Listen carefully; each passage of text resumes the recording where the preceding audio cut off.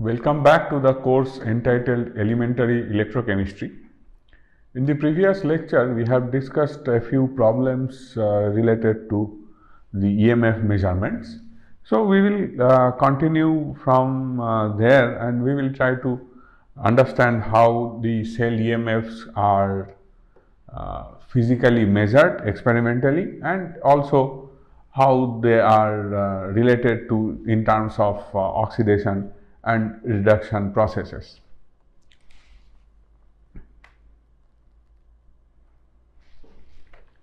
So, when you try to write the EMF of a cell, we first need to construct a particular cell for which we want to do the measurement of EMF. So, let us assume that we are talking about the Daniell cell, which is nothing but, you have already learnt, zinc metal dipped in a solution of Zn2 plus ions in aqueous medium, and it is kept separated from a solution of Cu2 plus in aqueous medium with copper as the electrode. And by convention, the way we write these cells, the right hand side electrode is plus the cathode and the left hand side electrode is the minus or the anode.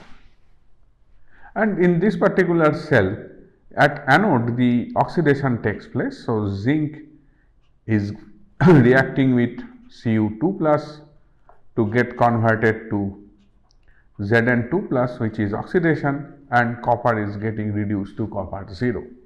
So, this is the oxidation and this is reduction. This all of you, I think you can understand. So, we call this electrode on the left hand side is as just left and the other one as right. While considering the EMF of a cell, we should write E cell. That E cell is conventionally written as, if I consider in the oxidation direction, it is potential of the negative electrode minus the E-ox of the positive electrode, which essentially means we are talking about E oxidation of the left minus E oxidation of the right electrode, or we can also write E ox anode minus E ox cathode, right. Now, parallelly, if we want to write both the potentials in the opposite direction, that is the reduction direction, so then immediately you would write minus of E reduction of negative electrode minus of reduction potential of the positive electrode. So, immediately you will write by rearranging it as E reduction positive minus E reduction of the negative electrode, and then we keep writing whether positive electrode is now on the right hand side. So, when we write reduction, then E right minus E left in the reduction potential direction, or you can write E reduction cathode minus E reduction anode. So, depending on whether we use the oxidation potentials or the reduction potentials, the value of E cell does not change. What changes is the corresponding values of the cathode and anode E0 values, which are exactly the opposite, and when you change the sign for both and then again take a difference, you will end up with the same value of E cell. So, now when we try to measure the EMF of a particular cell, we need to know both the E anode and E cathode, whether in the oxidation or reduction mode. So, to know the electrode potentials of different electrodes, one has to one has to know how to consider which is 0, and from there we will do the calculation. So, to consider the 0 potential, we need to consider a standard hydrogen electrode,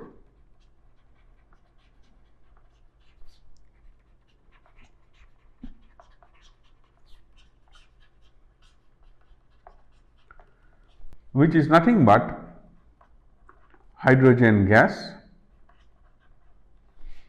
bubbled at 1 atmospheric pressure along a platinum electrode, and that platinum electrode is dipped in a solution of H plus ions, an aqueous solution, with activity equal to 1.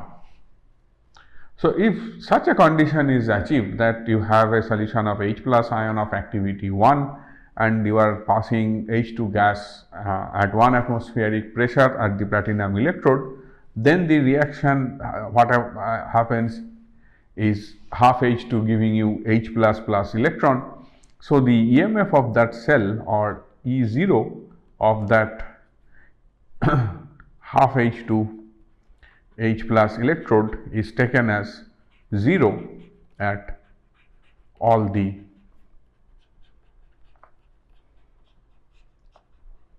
temperatures.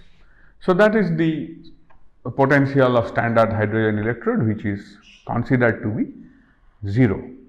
Using this standard hydrogen electrode, we have to calibrate, or we have to determine the potential of any other electrodes. Now, in case if the activity of H plus is not equal to 1, then EH2, that is the cell EMF, is nothing but E0 H2, which is 0, minus RT by F ln activity of H plus, or you can simplify as minus RT by F ln activity of H plus, where activity of H plus is not equal to 1, and in that condition E cell is not equal to 0, or EH2 is not equal to 0. So, to determine the potential or the electrode potential of any other cell, one has to first couple it with the standard hydrogen electrode and then determine the potential of that cell. But then what happens is, it is very difficult always to use hydrogen gas at 1 atmospheric pressure, because it is a flammable gas and this electrode is a cumbersome electrode. So, to avoid such a situation, one can use another standard electrode. First, you couple it with standard hydrogen electrode, determine its electrode potential, and use that electrode to calibrate the other possible electrodes that you may be using in your lab. So, one such electrode is calomel electrode, which is used as a standard electrode, and that electrode is nothing but mercury liquid is made a paste with mercurous chloride, which is solid, and it is kept in equilibrium with a chloride ion in aqueous medium. In general, it can be the KCl solution. So, this electrode is then coupled with the standard hydrogen electrode. So, then the cell, after coupling the hydrogen electrode with calomel electrode, is written as hydrogen gas at 1 atmosphere, platinum electrode, we have H plus ion with activity of H plus equal to 1 in connection with a KCl solution, aqueous, where the activity of Cl minus is taken as ACl minus, and it is coupled with the electrode, that is Hg2Cl2 solid and mercury liquid. So, it is a paste of mercury with mercurous chloride. So, then when you try to write down the value of E cell, you will simply write. So, in this particular case, this side is positive, this side is negative by convention as usual. So, when we write E cell, E H2 oxidation minus E calomel oxidation, and it is nothing but minus of E calomel oxidation. So, you can replace it by the Nernst equation. So, one can write minus E0 calomel in oxidation mode plus RT by F ln activity of Cl minus. So, now at 25 degree centigrade in an experimental setup, this value of E cell with unit activity of KCl, one has determined the E0 calomel, the oxidation potential, to be equal to minus 0.268 volts. So, this is experimentally determined value for E0 for calomel electrode in the oxidation mode. So, it means that this is lower than the hydrogen electrode. What is also found is that this potential E cell is determined with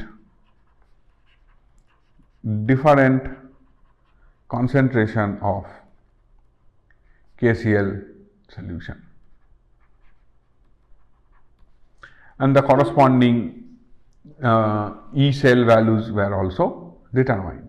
So, if we try to write down the concentration of KCl and the corresponding E oxidation of calomel, it is E0 oxidation for a saturated solution.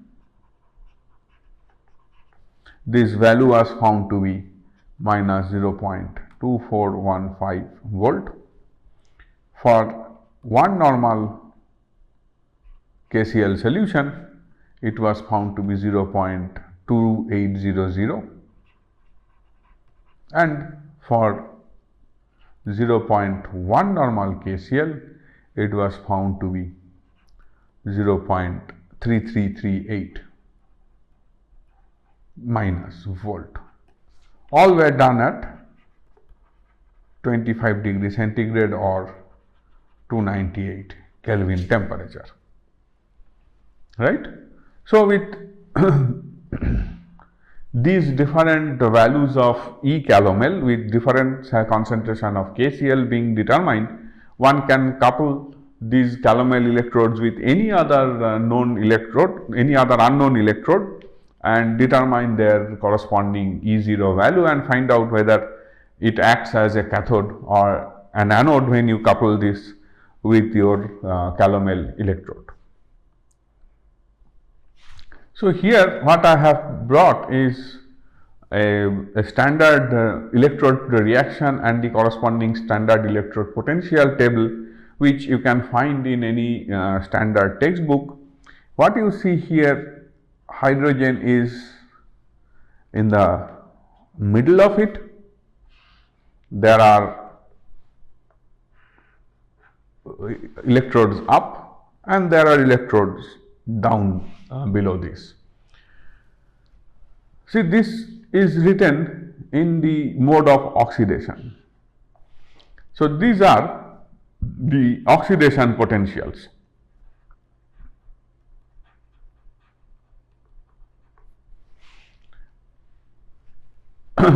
So, now what does it mean? It means that the potential for potassium to get oxidized to potassium plus is more compared to the oxidation of hydrogen to H plus. So, what will happen if I add potassium to water? It will form K plus and release hydrogen gas, right? So, I have not balanced it. One has to balance the equation. It essentially means potassium will get oxidized and hydrogen will get reduced.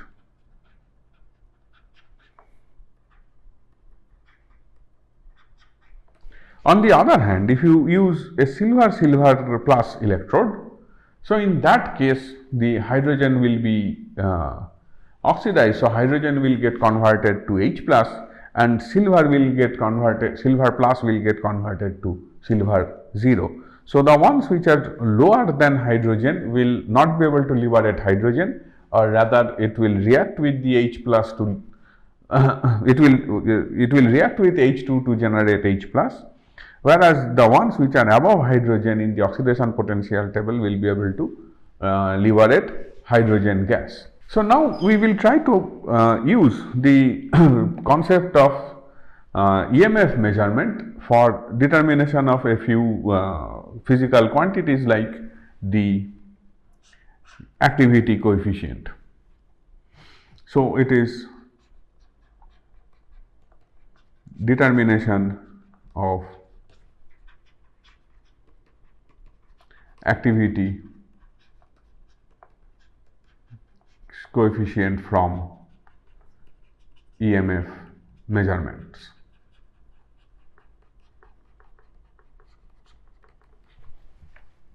So, let us consider the cell as usual, hydrogen gas at 1 atmosphere is in touch with platinum electrode, and we have a solution of HCl in aqueous medium having concentration M molality. M molal solution is again in connection with AgCl solid with silver as electrode. As usual, this side is plus and that is minus, and this M is molality of the solution. Molality is a way of expressing the concentration, which means a certain number of moles of a substance dissolved in 1 kg of the solvent. So, the cell reaction that one can easily write is AgCl plus, you see here AgCl plus half H2 getting silver converted to silver 0 plus HCl. So, hydrogen is oxidized and silver is reduced in this particular case. So, when we write E cell is equal to E0 cell minus T by F, it is 1 electron transfer ln activity of H plus into activity of Cl minus. So, now this activity of H plus is equal to activity of Cl minus, because both are coming from HCl. So, the concentration of HCl is m. As a result, these two are same. So one can easily write that it is equal to E0 cell minus RT by F ln activity of the plus minus electrodes, plus minus or cation anion together as an average square. So this is called the mean ionic activity.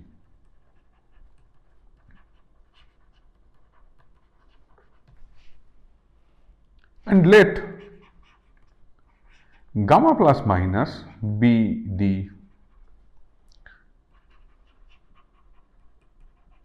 mean ionic activity coefficient such that gamma plus minus into m is equal to A plus minus. So when you replace it in this equation, E cell is equal to E0 cell minus RT by F ln gamma plus minus into m square. Now if we try to simplify, E0 cell minus RT by F, 2 RT by F ln gamma plus minus minus 2 RT by F ln m. And then we further simplify as E0 cell minus, I am now bringing this ln m before and converting ln to log and applying the values for R and T at 25 degrees centigrade and multiplying by 2 dividing by F. That number turns out to be 118 log of m minus 0.118 log of gamma plus minus. So now in the next step we rearrange this E cell minus, or rather plus, we bring this log m to the left hand side. So 0.118 log m is equal to E0 cell minus 0.118 log gamma plus minus.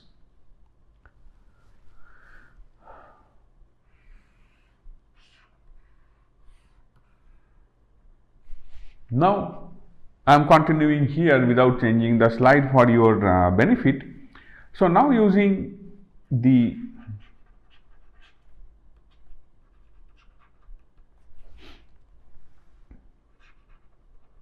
Debye-Hückel limiting law for dilute solutions,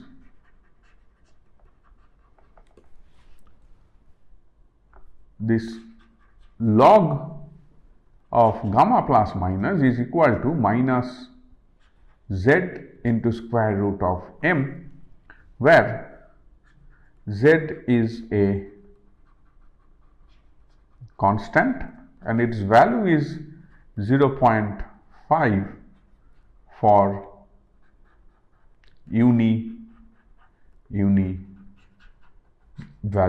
ions.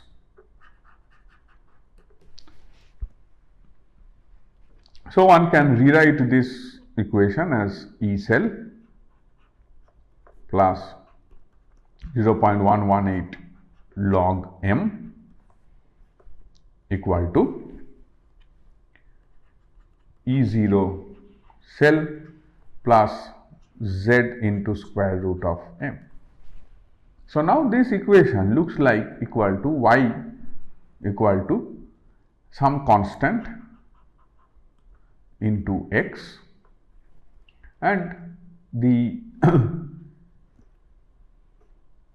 constant c is another constant, y equal to mx plus c. So when we try to plot when we try to plot this y versus x, which is square root of m, and with varying concentration of that HCl solution, the molality, by varying that molality, one can determine the value of y using a potentiometer, that is the total potential that is coming in the potentiometer for this particular cell. One can measure that and one can get a few readings like this. With increasing molality, the value for entire value of y within the bracket will keep on increasing. With increase in m, this log m will increase, so the value will keep on increasing. And square root of m, so when I am increasing m, square root of m is also increasing. So one has to join those dots with a line, and then when you extrapolate, what you get here at m equal to 0, this value gives you the value of E cell, and from the slope one can calculate the value of z, which now again can be verified whether it comes out to be half or not, because as we said, z is a constant which is true for univalent so a pair of ions. So when this E cell is known, y is known, we know the value of z. For a given value of m, we calculate the value of E cell, and one can easily calculate the value of E0 cell, right? Now, E0 cell, when it is found out, one can also calculate the value of gamma plus minus using this expression for different values of m from this expression, because now you replace this z square root of m by gamma plus minus, log gamma plus minus, and from there you can easily calculate the value of log gamma plus minus when you know the value of this y from the potentiometer readings. So this is how one can determine a physical quantity, the mean activity coefficient gamma plus minus, using the EMF measurement method. So we will continue in the next lecture from here. Thank you.